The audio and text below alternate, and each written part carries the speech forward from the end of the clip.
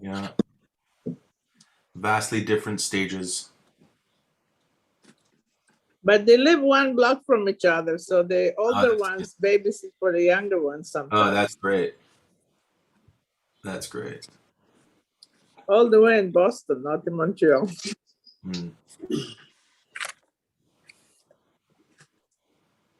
I'm going to get a fork and have some breakfast while we're waiting.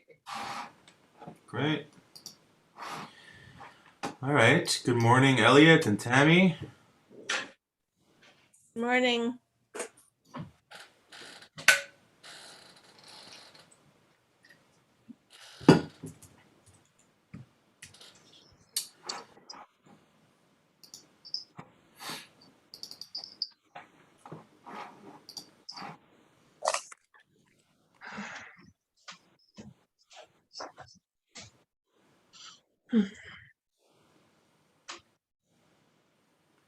So I think we left off, I think we did 13.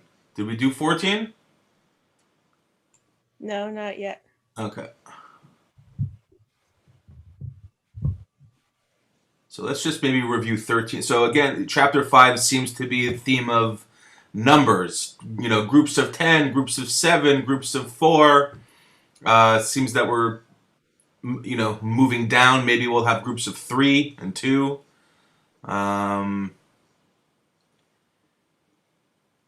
And we get to Mishnah 13 in chapter 5. Arba midot benot tzedakah. There are 4 types of people who give charity. Harotzeh sheiten velo yitnu achirim. Someone who gives, or someone who wants to give but doesn't want others to give. Eino ra'a b'shel achirim. His eye is evil to other people's value, other people's belongings. Yitnu achirim vehu lo yiten. Someone who wants, other people to give, but I'm not going to give.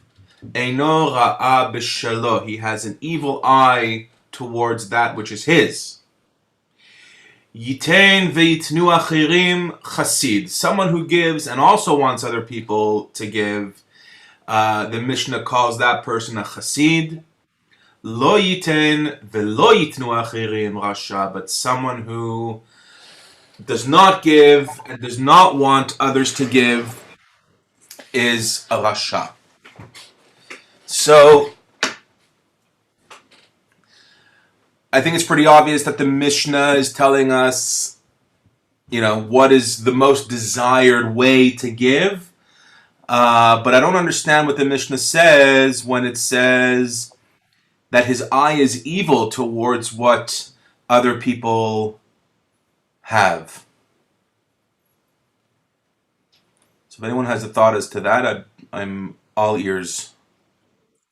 I think maybe he wants all the fame of giving to go to him and he doesn't want to share it. What do you think? Like, I built this synagogue, no one else. Right. So you think when the Mishnah says b'shel achirim, it's for other people's kavod? Maybe. He wants all the kavod to go to him, like if he put the elevator in the synagogue and he wants only his name to be on the elevator. No one else did that. Mm-hmm. It seems like the whole chapter talks about different traits in different people. Right. Okay. Or is it the same trait or multiple traits in each person at a different period in life? I don't know, but some things cannot be changed. Somebody's attitude, all right, you try to tell them, the ideal way is you should give and you should encourage other people to give. But some people don't have that type of personality where they're able to influence other people to do things. Okay. However, they're trying to tell you what the rabbis think is the best way to behave, best way to think, the best way to interact with other people. Because this whole Pirkei Avot is how you interact with other people in your community. And they're giving you their Ma. conclusions. This is כן. all right. This is what I think. So basically, No. it's traits, different traits for different people. Take your And hat and put you have to cider. recognize them. Makes sense. That's all. That's how I see chapter 5. Or that's all the chapters, really. I mean, that's really. It's all it talks about.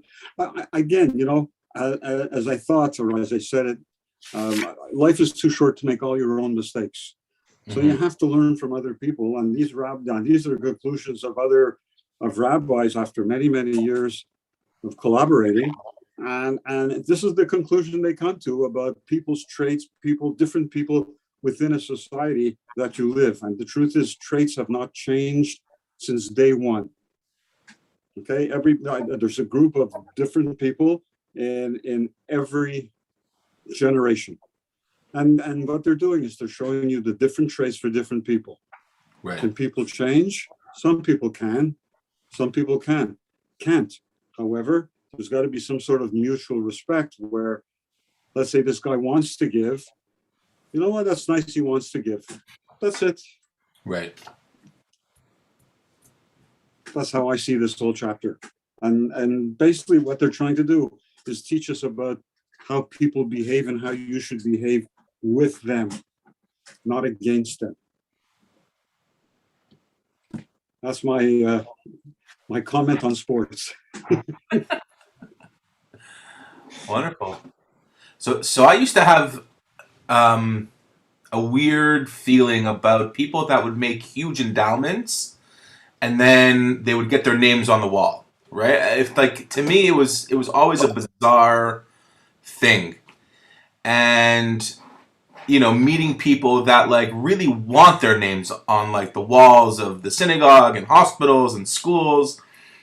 And I don't remember who it was, but someone that I, perhaps misjudged and thought that they only wanted to give, or that they only wanted their name on the wall to satisfy their own ego. Not that they only wanted to give, but they wanted their name on the wall because it was an ego thing, mentioned to me that, maybe if someone sees my name on the wall, they'll want their name on the wall too, and thus will give also. And it was such an interesting angle that I had not thought of before.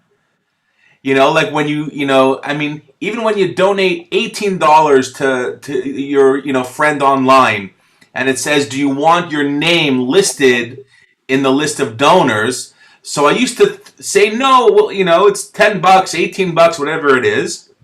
Now I often say yes, because maybe if someone sees my name, oh, Adam gave to this, then it, must be credible, must be a good cause, and I'll also give to it. So it was such a change for me, that I think fits the Mishnah, and that someone that wants to give but doesn't want others to give, it's perhaps not the highest level, but someone who wants to give and wants others to give, even if they want their name on the wall, that's a beautiful midah, I think. So just a thought. I concur with what you said, because if you see many names in a charity that people have given, okay, it may give you an incentive to give, and I agree with that. Okay, Right. What I disagree with is they tell how much they gave.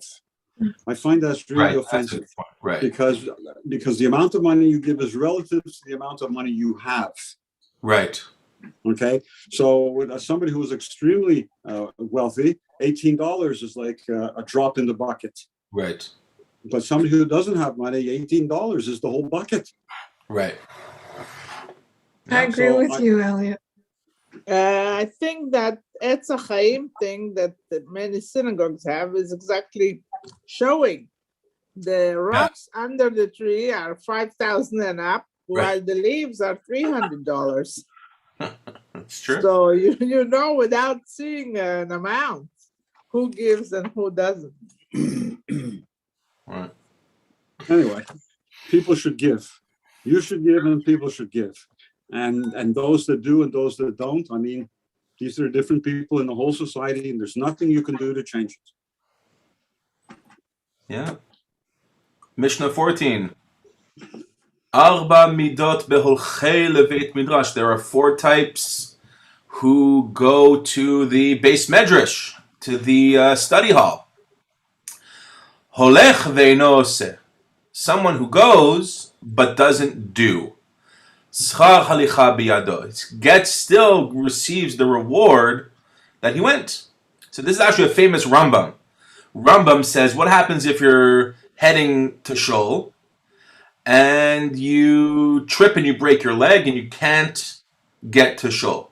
He says that you still get the merit of having gone to shul. So you still get the merit of what I would call, let's say, kavanah, intent. Oseh ve'eino holech. Someone who does, but that doesn't go. Schar maseh biyado. So let's say that I could have gone to shul this morning, but I opted for Zoom, right? Which is, I mean, today we had 6 people in the shul and 11 people on Zoom. So they wanted to do, but they couldn't go. So they still get the reward of doing.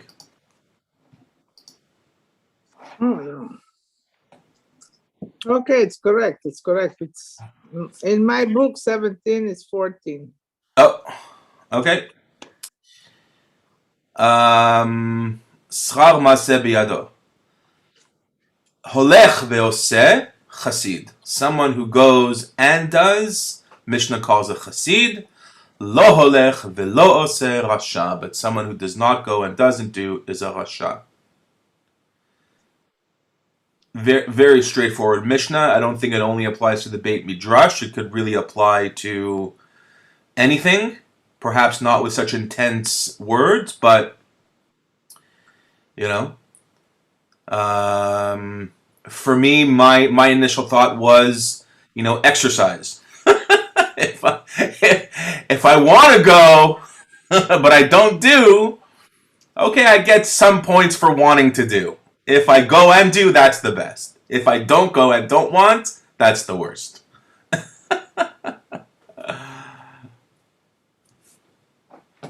Pretty straightforward. So the joke that I have was I say, I'm going to the Y, but I'm just going to take a shower. Right. No exercise. Well, at least if you have the gold membership, it's a nice shower, it's a nice steam. At least it was. I haven't been in a while.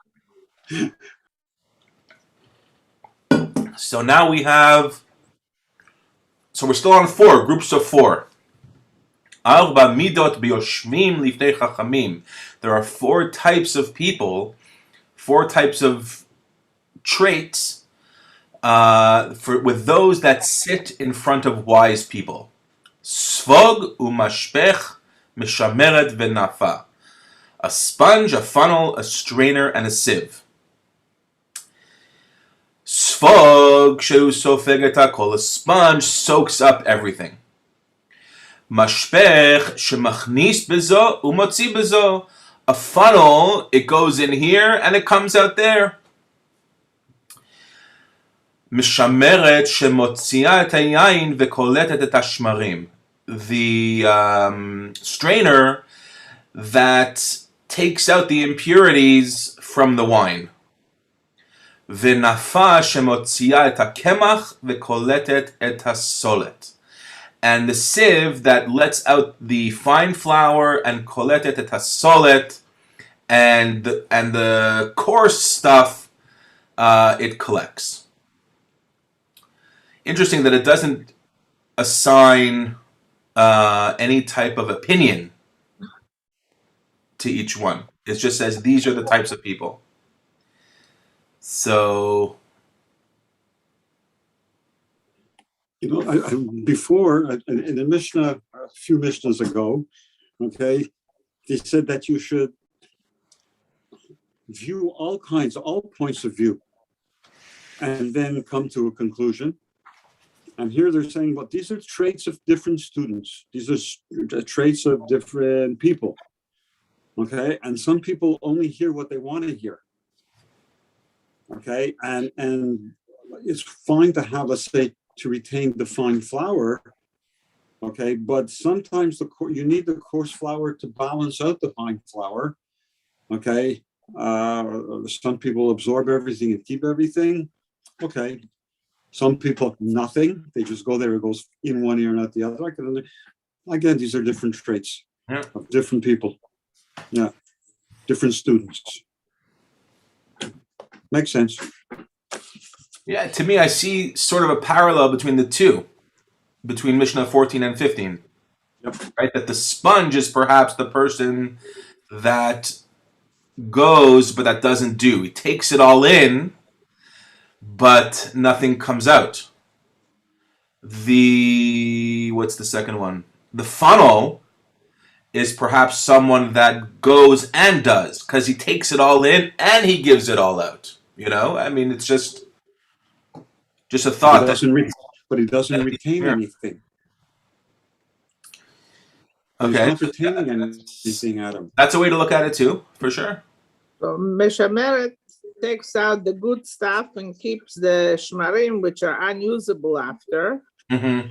And Nafa, שמוציאה את הקמח וקולט את הסולת, the solid is cream of wheat, is the good stuff that you want to eat and not the simple flour.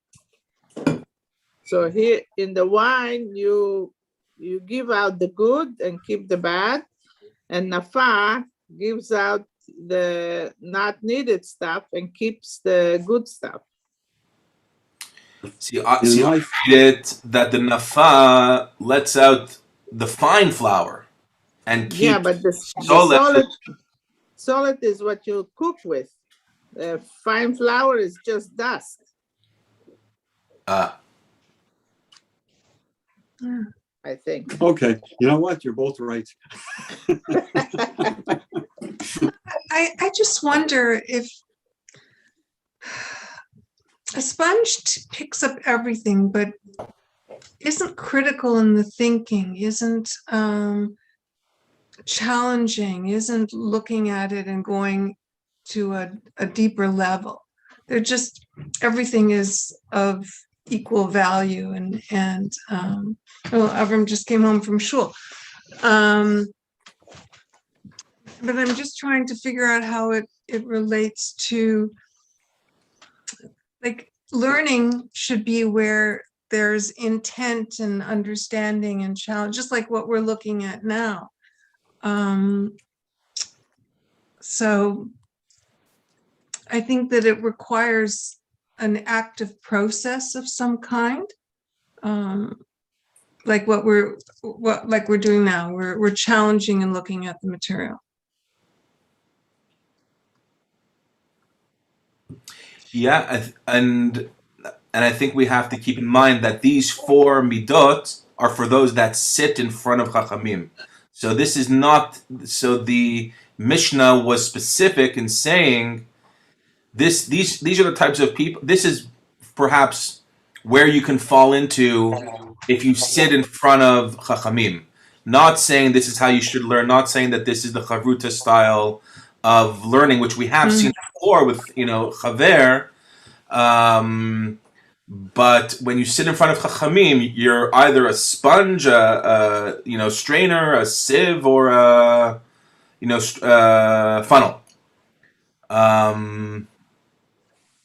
So I was seeing the funnel as sort of the best one because it comes in and out, meaning that it's. But then Elliot points out that you don't retain anything. Perhaps a sponge is the best. You soak it all in, and if you squeeze the sponge, then it comes out. So. Who knows? Just a minute. You're soaking it all in, but it doesn't mean that you're separating the good from the bad. Okay, how to determine the good from the bad, and then becomes the strainer and the sifter, which maybe sometimes you're sifting too much out, and then the other one sometimes you're sifting not enough out. Right, but we're also reading about rabbis talking about rabbis, so it's clear that there's no bad; it's all good. That's right. If a cousin talks about a cousin, what do you think? Then it's all bad. Then it's all bad. But maybe you need all 4 to have a community. For for sure. Well, of course, that's what it's all about. The different Yeah. traits, different people, Yeah. or one person with all these traits, absorb everything. Okay, whatever is not good, they think, dump out of the bottom part of the funnel, and then strain the rest. Yeah, that's tough. That's the ideal, is to be all four. Soak it all in, let things pass through you, take out the bad, take out the good. Then you have a nice working kitchen. And I bet you that these rabbis never touched a strainer in their life. That's true. Right. Okay, famous Mishnah coming up, number 16. Kol ahava shetluya badavar, any love that is contingent on something, batel davar betela ahava. When that thing is lost, so too the love is lost. V'she'ena tluya badavar, eina betela leolam. When it's not conditional on something, it will not be lost forever.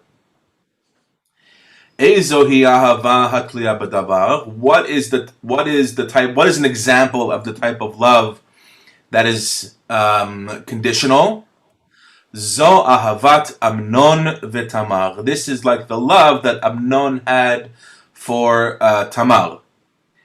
V'she'ena tluya badavar. Zo ahavat David v'Yonatan. This is the love, and a love that is not conditional on something, the love between David and Jonathan, right? Famous best friends. We all know the story about Amnon and Tamar. Who is Amnon and Tamar? So Amnon and Tamar are both the children of King David. They were half siblings, and Amnon was obsessed with Tamar. And did a very deceitful thing where he pretended to be sick and asked Tamar, or asked his friend to go ask Tamar to come nurse him to health. And when she came near him, he, physically attacked her. And then once he was finished, he didn't love her anymore. So that's the Tluya Badavar. Yeah. So Right here it says brotherly love of Amnon for his sister was dependent on his sexual interest in her. that's right. Period. Yeah.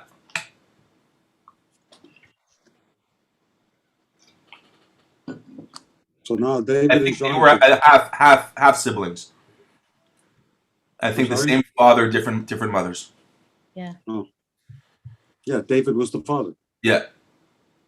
Yeah, conditional because he wanted her, but once he got her, he didn't want her anymore. That was it. Yeah. Kol machloket shehi l'shem shamayim Oh, sofan. sorry. It's okay. Just one question. So why did you say this is a famous one, number 16? It's just, I just have heard it many times. That any love that is conditional on something doesn't really last, because the second that thing is over, the love is over. So it's just a Mishnah that I've really heard. It's just a saying that I've heard often. Like the love between famous people like Trump and Melania. If Trump wasn't rich, she wouldn't love him, right? Yeah. Okay. Gail, you know what? I'm actually tempted to believe that love is real, because the fact that she's still around, there has to be something. Because of his son. Who Maybe. knows? At every divorce, is this the part the Pirkei that's quoted when every time a rabbi goes to a divorce, he says, "Well, what type of love do you two have for each other? Is it love Aleph or Bet?" Okay, well, it must be Aleph, because it's obviously something keeping you together. That's not true love. That's why I guess it's famous, Avram. Huh? The rabbis probably love it. No, Because you know what? This is a very valuable Mishnah. You know, it's if I love my wife because I find her, I don't know, because I love her meatloaf. The second that she turns vegetarian, then it's all over. Yiskadash. That's it. So my wife happens to be vegetarian, so she doesn't make me She meatloaf, can but trick you. you know. She can trick you with non-meat meat. That's true. Although you know what, as good as it is, there's still a difference. If I love my wife because she comes from such a wealthy family and I don't have to work, well, the second that the market crashes or the second that we lose our savings in a bad investment, you know, we'll see how much the love lasts there. So, and you know what? It's not just a love of your partner. It's a love of you know essentially anything you love. If it's a love wrapped up in one thing, the second that that thing goes, it's gone. You know. Yeah. Let's see if we can do one more. Kol machloket shehi l'shem shamayim sofa lihitkayem. Any argument, any machloket, dispute that is for the sake of shamayim, sofa lihitkayem. This will last. This will endure. V'she'ena l'shem shamayim en sofa lihitkayem. But if it's not l'shem shamayim, this will not endure. Ezohi machloket shehi l'shem shamayim. What is a type of argument, dispute that is for the sake of heaven? Zo machloket Hillel v'Shammai. This is like the famous disputes of Hillel and Shammai, two famous Tanaim that essentially disagreed about everything. Why? Because one is historically more strict and one is historically more lenient. Shammai was known to be a little more strict. Hillel was a little more chill, you know, and there was valid reason for that. V'she'ena l'shem shamayim, and what is a machloket that is not for the sake of heaven? Zo machloket Korach and his bandits, v'chol adato, and his whole Edah and his whole group. That is the example of a machloket that is not l'shem shamayim. So, and I think the same is true for the way you argue and how you argue, how you disagree. You know, it's for me, it's not just saying that the actual machloket is about Torah, is about that. It's any machloket that you have. Is it l'shem shamayim? Do you argue for a higher purpose, or are you arguing for your own ego? Perhaps that's what defines it. And I'm sure we've all had arguments where we were both the one arguing because we had an ego and the one that we were arguing had the ego, right? So it's where does, you know, which is why, and I gotta say Boaz Davidoff, who I'm assuming we all know, Chazan Boaz, when I was first hired here at the synagogue, and he was hired to do the upstairs high holiday service, and for my first high holidays, I was actually downstairs. So we were hanging out a lot. We were at Minyan together. So I asked him, Boaz, you have any advice for me? I'm just starting out. He says, when someone emails you angry and they're upset about, you just email Todah, thank you so much for reaching out, and he goes, never jump in angry, right? And it was such a good piece of advice. And for me, that's this Mishnah. It's always the machloket has to be l'shem shamayim. Well, we learned that before in a previous parsha. Okay, you should, when a person gets angry, you never argue with them. That's right. Because they are not the true person they really are. Mm-hmm.